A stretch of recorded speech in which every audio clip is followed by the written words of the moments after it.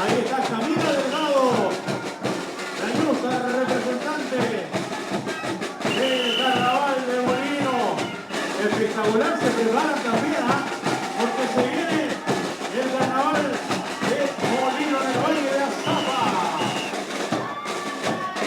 Las tercianas no tienen acción ni fronteras.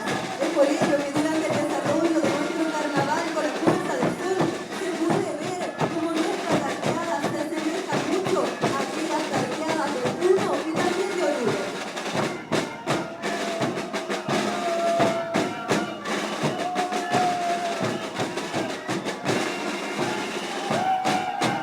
¡Córrele el color! ¡Y ¡Córrele el color! alegría, qué alegría, señores! ¡Córrele el color!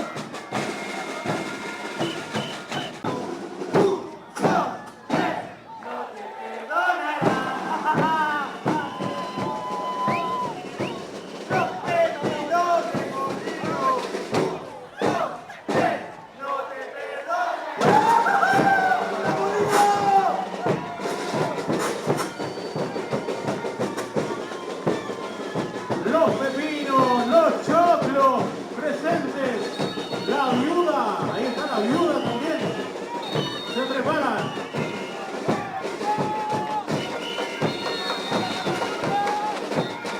Están con sed, nos dicen nuestros amigos de Molino. Sed, sed, sed, sed, sed, sed, tenemos sed, dicen ellos. Todos disfrutando, nos acompaña, como ha sido esta oportunidad también, el alcalde Gerardo Espínola Rojas, el honorable Consejo Municipal, la Federación 15 Azul, una confraternidad de bailes andinos.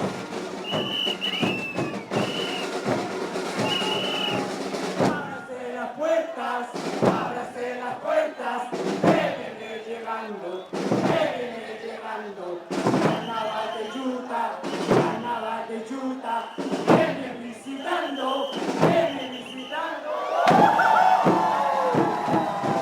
¡Eso! Carnaval de Yuta, ¿quién lo inventaría? ¿Quién lo inventaría? ¡El que lo inventó! ¡Borracho estaría! ¡Borracho estaría!